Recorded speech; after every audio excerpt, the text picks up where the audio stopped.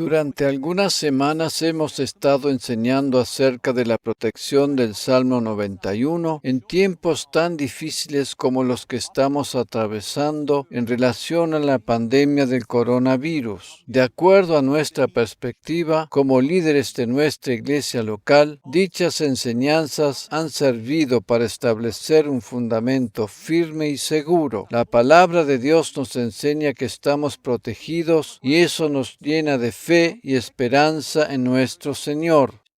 Sin embargo, si bien esto es lo que mantiene a todo el mundo en vilo, estoy plenamente convencido que en el momento estamos frente a un problema mucho mayor, y es una posible recesión a nivel global. Por esa razón, y antes de que sus efectos se comiencen a manifestar, vamos a considerar el tema desde la perspectiva bíblica para que todos vosotros puedan estar preparados para hacerle frente. A raíz de esta pandemia, la economía mundial se ve tremendamente afectada y las cosas no seguirán siendo como han sido hasta ahora. Naturalmente que esperamos que no haya recesión, pero al debilitarse la economía, el peligro está latente. Por tal razón, considero que es de vital importancia que estemos fortalecidos en la fe antes de que estas cosas se manifiesten. Personalmente creo que habrá de ser mayor el número de personas afectadas por los efectos de la debilitación del sistema económico mundial que por el coronavirus. En medio de toda esta situación, el mensaje de fe y esperanza es que Dios tiene su propio sistema de definir la economía. El mundo se rige por un sistema de comercio e industria denominado economía, y este determina la riqueza de un país. Pero para Dios las cosas funcionan de otra manera. Amén. Nosotros, los creyentes, nos regimos por el sistema económico divino. Por lo tanto, no estamos supeditados a los vaivenes de la economía del mundo. Si bien ésta nos puede llegar a afectar de alguna manera por el hecho de que vivimos en este mundo, el Señor desea protegernos y guardarnos en medio de los peligros que se avecinan. La palabra de Dios dice que caerán a nuestro lado 1000 y 10.000 a nuestra diestra, pero que a nosotros no nos habrá de alcanzar. Ver Salmo 91:7. La economía divina funciona de una manera diferente a la del mundo. La economía divina funciona de una manera diferente a la del mundo. De acuerdo a la economía divina, parecería ser que con menos recursos se pueden cubrir mayor cantidad de necesidades. Esto es precisamente lo opuesto a lo que conocemos en este mundo. Esto lo vemos claramente representado en las dos ocasiones cuando Jesús alimentó a una multitud. La Biblia nos enseña que en una oportunidad Él alimentó a 5.000 personas y en otra oportunidad a 4.000. Para alimentar a los 5.000, Él utilizó 5 panes.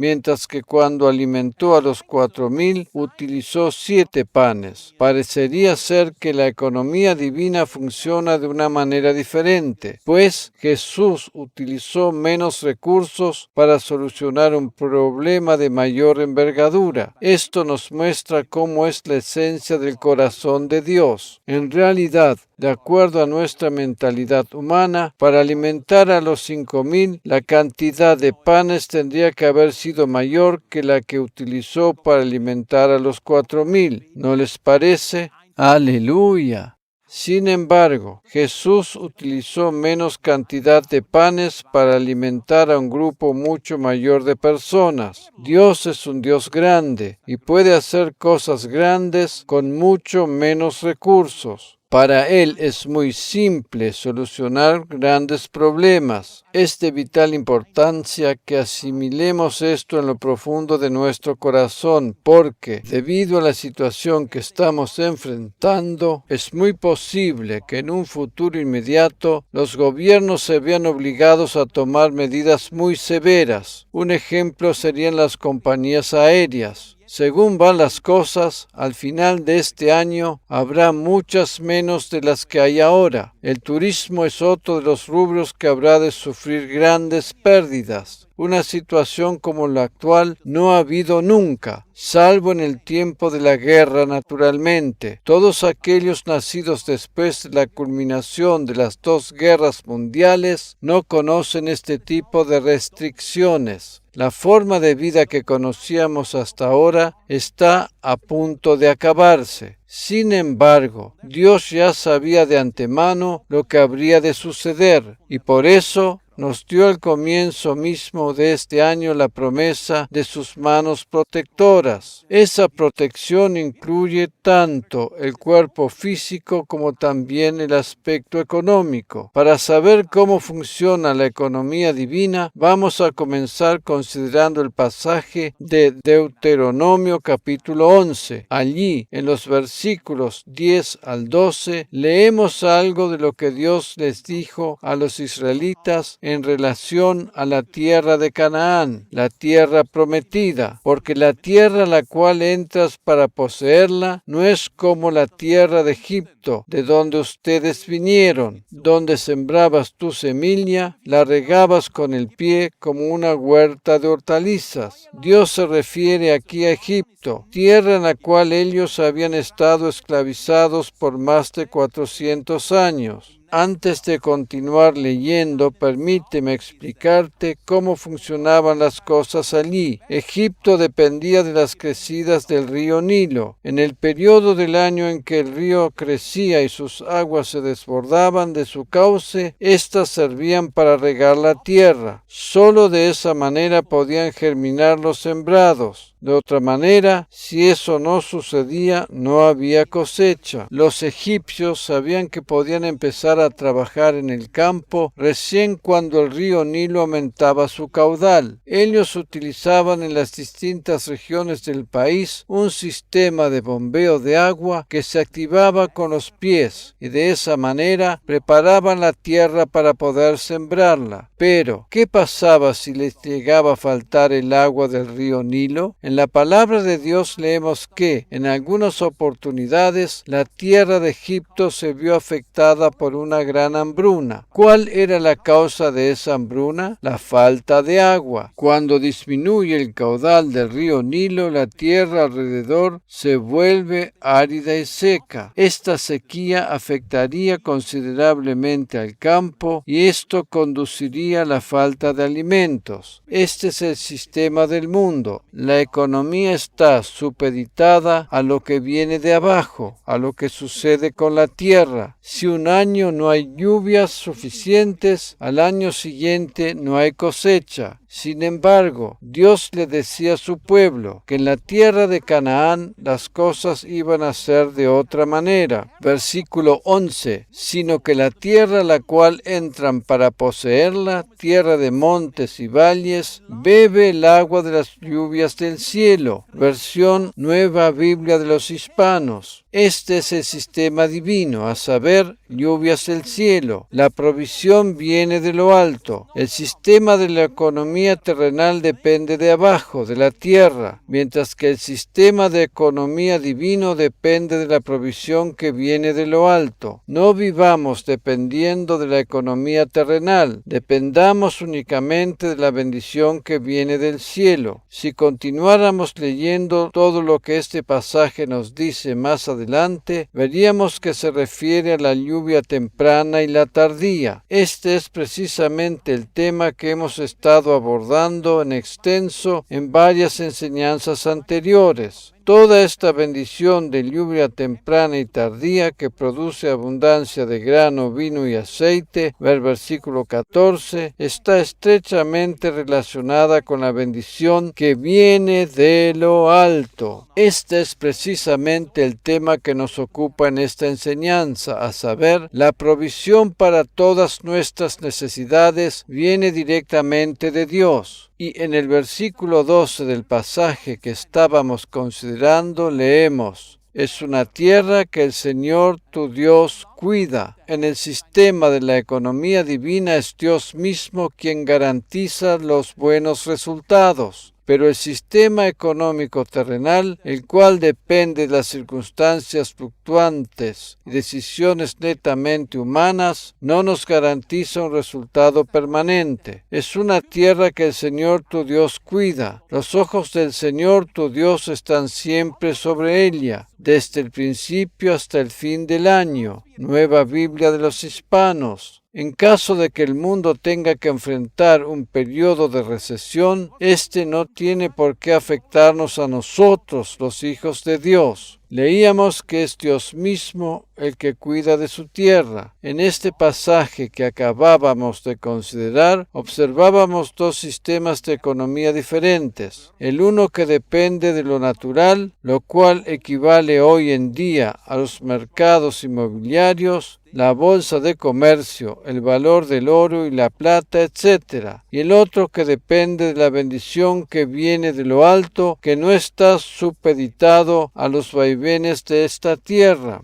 Por tanto, vamos a observar en detalle en qué consiste este sistema económico divino. Para esto vamos a ir primeramente al pasaje de Génesis 26. El versículo 1 describe la situación apremiante en que se encontraba Isaac. Y hubo hambre en la tierra, además del hambre anterior que había ocurrido durante los días de Abraham. Entonces Isaac se fue a Gerar, donde vivía Abimelec, rey de los filisteos. Al igual que en aquel entonces, se avecina un hambre en la tierra a causa del colapso del sistema económico. La palabra hambre que utiliza la Biblia indica una serie de calamidades y no está relacionada solamente con la escasez o falta de alimento. De acuerdo al diccionario de la Real Academia Española, la miseria, carestía o necesidad en general son sinónimos de hambruna. En este mundo existe miseria financiera, miseria física, miseria social, etc. El hambre, la miseria o carestía se presenta de diversas maneras y en diferentes niveles. La situación que atraviesa el mundo en la actualidad puede llegar a conducirnos a una miseria financiera. Esta era la situación que atravesaba Isaac en aquella oportunidad.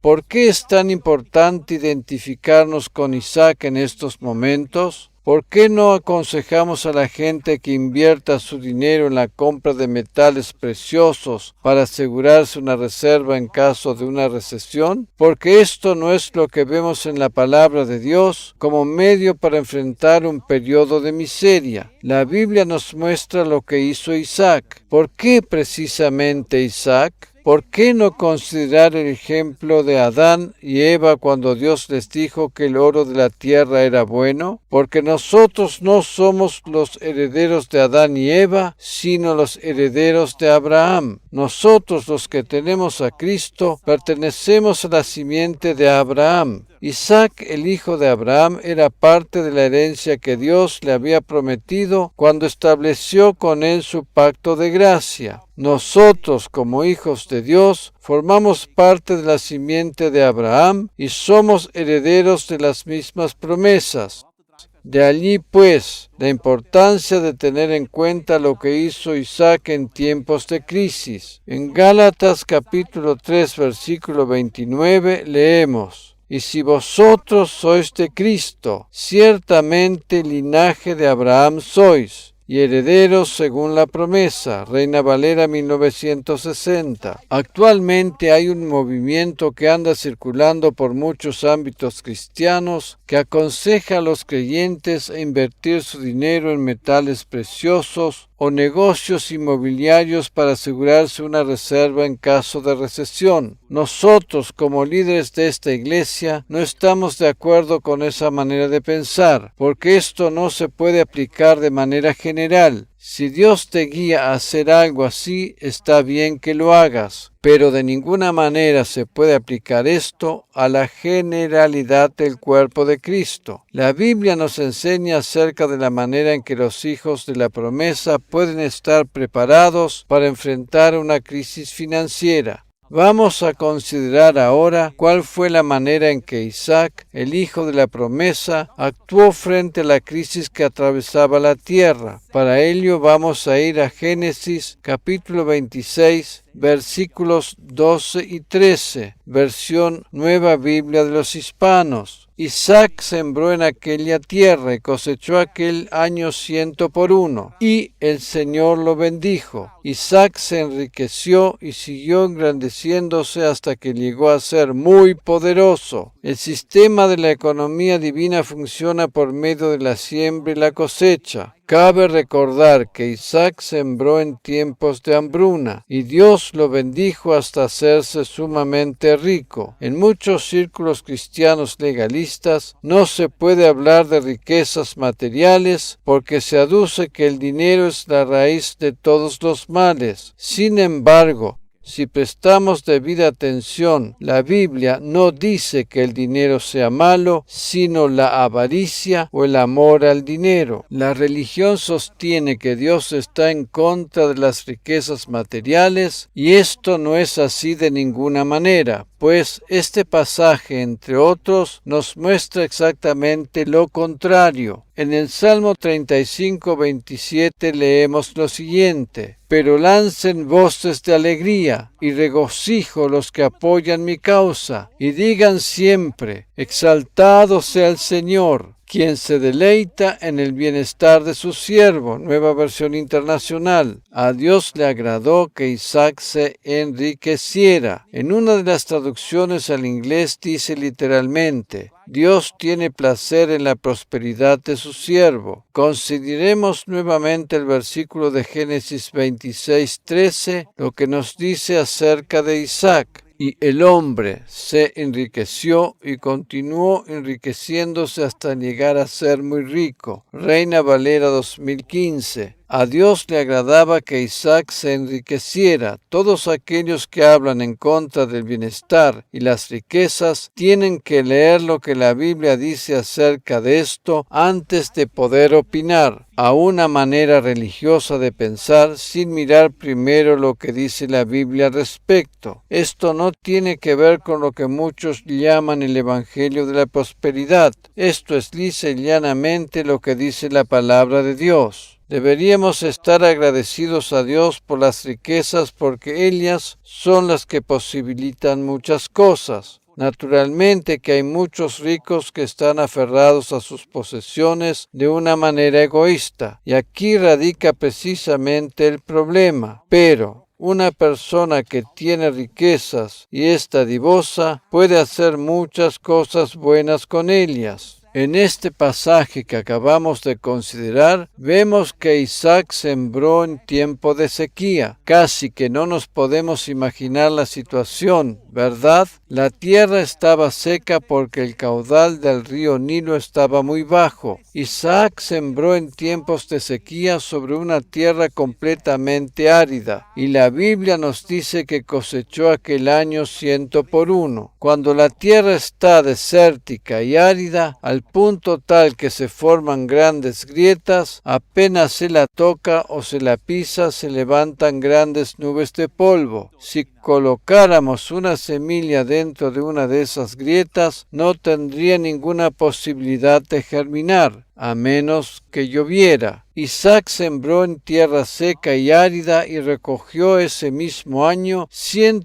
por 1. Es más que evidente que tiene que haber descendido lluvia del cielo, pues de otra manera hubiese sido imposible. El Señor había prometido que la tierra a la cual entraban para poseerla no dependía de lo natural de acuerdo a cómo estuviera el caudal del río, sino que bebía el agua de las lluvias del cielo. Dios mismo era quien cuidaba de esa tierra. ¿Cuándo experimentamos esas bendiciones celestiales relacionadas con las promesas divinas? Cuando sembramos nuestra semilla. La provisión sobrenatural no está condicionada a la inversión que hayamos hecho en valores naturales, como pueden ser los metales preciosos o los bienes materiales de cualquier tipo, sino cuando ponemos nuestra plena confianza en Dios. Sembrar mientras estamos atravesando una situación de miseria o de una recesión como la que se avecina es exactamente lo contrario a lo que hace el mundo. En el momento, la mayoría de las personas hablan de amontonar o de ahorrar por temor a lo que se avecina. Por favor, no me malinterpreten. Naturalmente que es bueno tomar ciertas precauciones, establecer prioridades y eliminar gastos superfluos para poder enfrentar mejor la crisis. Eso está bien y es necesario que así se haga. Cualquier persona coherente habrá de actuar de manera prudente y razonable. Todo eso tiene su razón de ser, pero el problema radica cuando confiamos en que solo esas medidas humanas nos van a sacar adelante y dejamos de invertir, sobre todo en el reino de Dios. Si hacemos esto último, estamos ahorrando en el lugar equivocado. En Proverbios capítulo 11,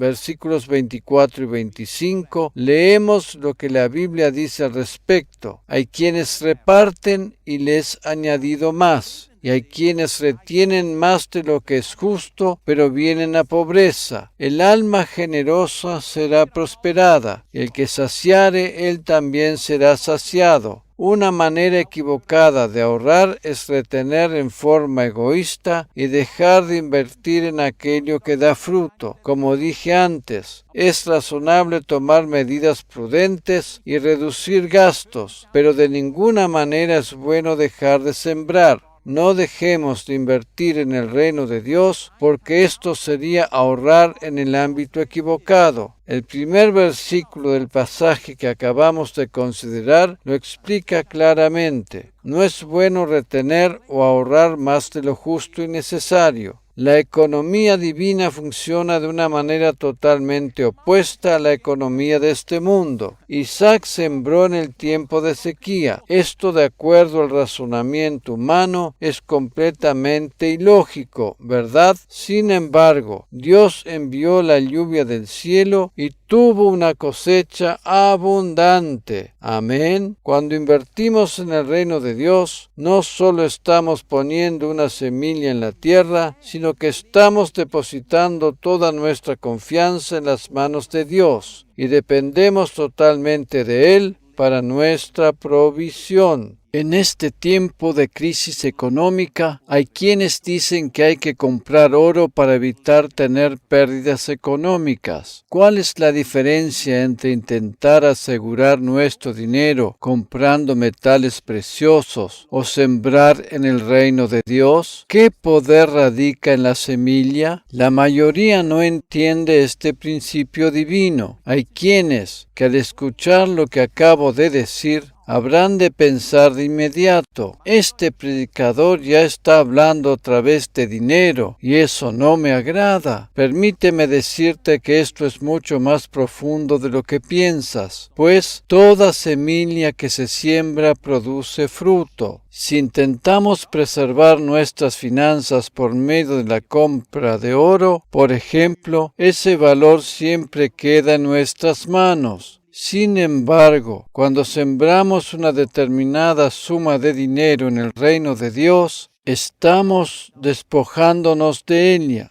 Jesús dijo que no había ninguno que no hubiera dejado padre, madre, hermanos, posesiones, etc. por causa de él y del Evangelio, que no hubiese recibido 100 veces más en esta vida y en el siglo venidero la vida eterna. Ver Marcos capítulo 10, versículos 29 y 30.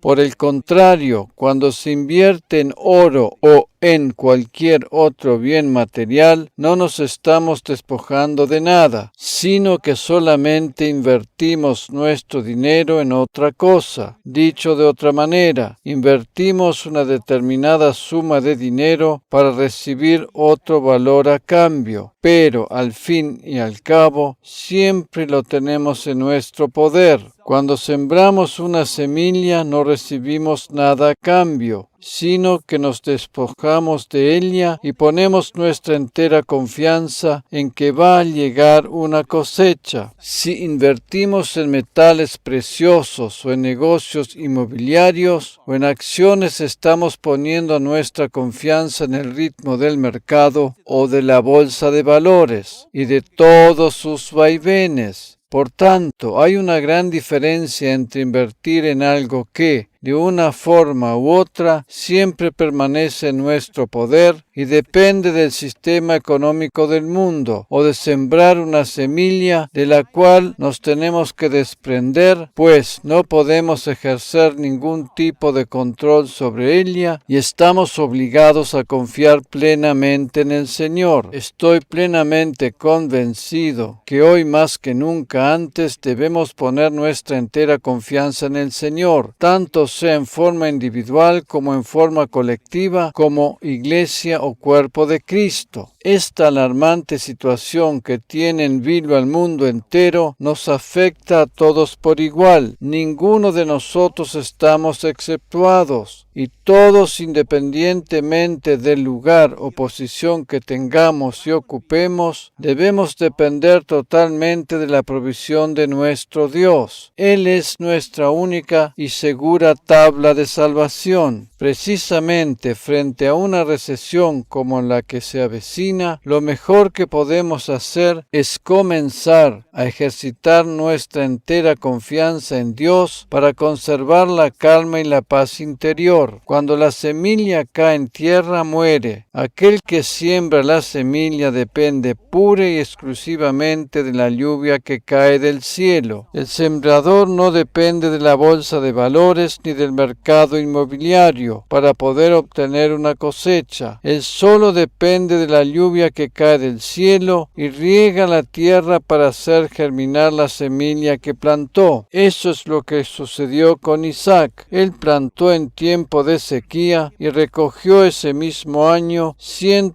por 1 porque el Señor lo bendijo. El gran secreto del sistema económico divino, el cual experimentó Isaac, es que al sembrar una semilla estamos abandonando el ámbito de lo que vemos con nuestros ojos naturales y entramos plenamente en el ámbito de la fe. En 2 Corintios capítulo 5 versículo 7 leemos: porque por fe andamos, no por vista. Reina Valera 1960. Cuando sembramos una semilla dejamos de tener el control sobre ella, pues no está más en nuestras manos. Desde el comienzo mismo de este año, el Señor nos ha estado hablando muy claro sobre sus manos protectoras que están siempre extendidas hacia nosotros. Últimamente, a causa de la pandemia por el coronavirus, todos hacen énfasis en extremar la higiene de las manos y evitar darle un apretón de mano a otra persona, como una de las medidas profilácticas por excelencia para evitar que este virus se siga expandiendo.